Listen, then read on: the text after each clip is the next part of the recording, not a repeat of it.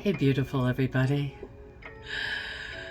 Okay, shall we say the third tries a charm? Where are we? We are here at the new school.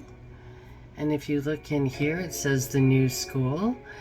The actual name, though, is the New School for Social Research. There's a little innocuous name for you, huh? And where did these puppies come from? Where did all this big old money? I used to walk by it in the 80s, 90s, but they sure tore down the old one and built a great big new thing for themselves if anyone's looking to go to school. And they came over from Europe. They were banished from Europe. Here we've got the Great Purge going on. They were banished from Europe and they came under the auspiced wings of Columbia University. Sorry about that, I am not a robot. And they were communist. Who's this? You know, I was looking for hours here. Maybe I'm just bad at looking, but was looking for pictures of the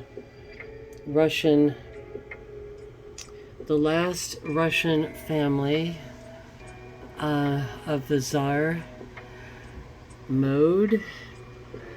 And there's a lot of scrubbing going on the internet, because when I type in last pictures, I'm getting everyone sort of dressed up in their finery, and that's not the last pictures. So I think that that is part of communism's dirty little secret, is the brutality, that they really are not based on the equality that they say they're based on.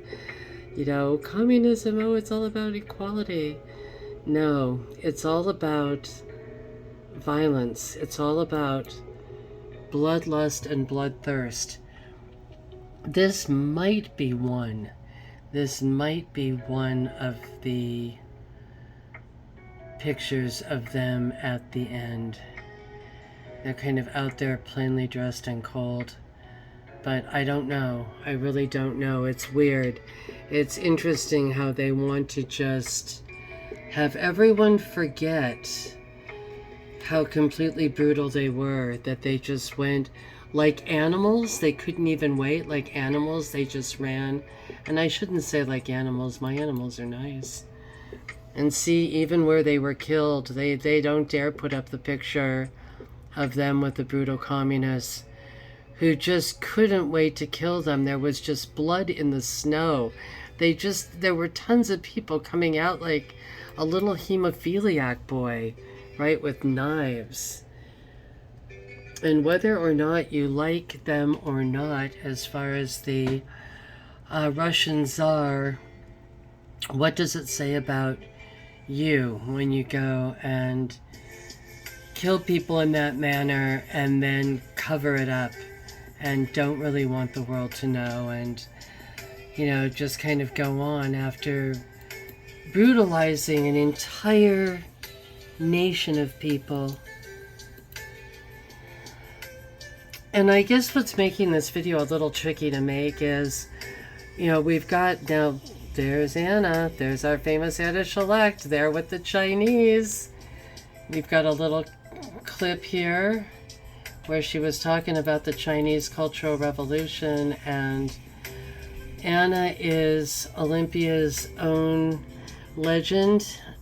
She was the head of housing here for her whole career. She just retired. So she made a lot of money off of Washington, and her whole thing was that, in fact, we can go over to that now if you'd like. But she was, you know, she's a bit of a celebrity, so I'm not really doxing her. You know, there's her name, Anna Shelect, and she was known for different things. She kicked out the pro-Trump gay people at the Gay Pride Parade. Okay? So, yeah, she came here and all she did was scream, queer, queer, queer, queer, queer, gay, gay, gay, gay, gay. And then as soon as someone says, I'm queer, I'm gay, but I like Trump too, right? Forget it. Forget it. And where is it here? Right down here. See, she really said that heterosexism was the main problem in the world.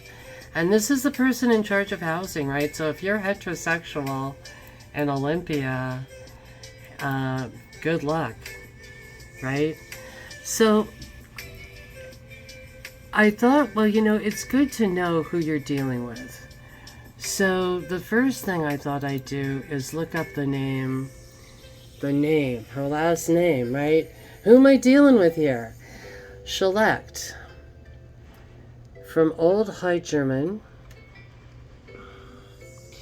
it can mean direct, bad, evil, wicked, the opposite of good. It's immoral. So that's bizarre. Like, why does she have that last name? Okay? Anna Schlecht. Schlecht. Bad, evil, wicked. It's not me saying it, honey.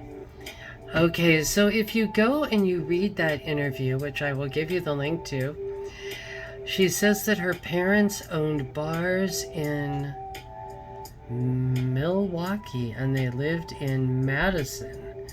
Madison was a hotbed of where those commies came after they did Russia in. They first came to New York to the New School. Then they hopped over to Madison. If you were a kid in the 60s or around, you'll remember that Madison was a huge violent hotbed. But her parents owned the bars in Milwaukee, and when you read the Talmud, if you haven't read it for a while, the Talmud says, if you're going to sin in another town. Don't sin in your own town. So what do you think of that, huh? What do you think of that? Sin in someone else's town. So is that why they lived in Madison but owned bars in Milwaukee? And why does her name mean wicked and bad? And how do we find the people that killed everyone in Russia and sent everyone off on the purges? And I'm not going to play the really bad pictures of the purges because it's just too depressing. But it's kind of weird to see, we have history, but there are faces behind history. And as we know, the Antifa types, they like to cover their faces up. They want to remain faceless. If they do have a face, they want it to be an intimidating face, and they want to show us a thing or two, don't they? So, Anna, who are your grandparents? I'd love to see where, you're from Madison, a huge hotbed. You came to Olympia. In your little interview, you're proud of all the bars that you shut down. And then you say that your parents owned one. And the bars you had shut down were not anti-gay. They just didn't know what you were doing. It was so weird how you're proud of shutting down the Conestoga because they probably didn't even know what gay people were. They never shut you out. You just were mad because you were just angry. It didn't even make sense when I read that, but I do remember you with your bullhorn, your famous bullhorn, screaming and shouting on the corner. And I remember you not giving any kind of money or aid or anything to people who were from here, the millers and the people who were in the wood industry, which got shut down because of people like you who made all kind of deals with the Chinese. Right? You really thought that was funny, and we've got those pictures of you, and you even put the Chinese flag up over Olympia. This didn't have to do with gay rights and gay pride. That was your little in. That was the little in to further open the cracks, to get rid of a population. The millers all lost their jobs. It was like, okay, technically, if you put a nick at the end of a log, it's milled. That wasn't before Anna Shelect and the Evergreen crowd came in. Then after Evergreen comes in, and then they change the laws, and then the wood is getting milled offshore by Chinese slaves, everyone goes broke in Olympia, and on top of that, they don't get the housing. They don't get the Section 8 housing because, as you saw in Anna's own interview, in her own words, heterosexuality is the enemy. It's just wild. It's just wild, Anna. You did a number on this town. God knows what kind of number your parents did in their towns, but take a look at this. It's the Queer Space Reclamation Project, and I'll put a little link below because it's interesting to see the seamlessness of history, isn't it? And we know that the Antifa people, they like to either celebrate themselves, but if they do something shameful, they want it hidden. And they don't want you to know who they are, that they went and killed, all the farmers and the people in Russia. And in a seamless way, they all came over here and taught their children to do that here. And she screamed victim for years through that bullhorn. Everyone hates me because I'm gay, blah, blah, blah, blah, blah. That's why she got the housing job as head of housing. And she even says it in her article because she screamed victim. She didn't have any more knowledge about anything than anyone else. But, it's interesting to see the families and how there's a plan being carried out intergenerationally.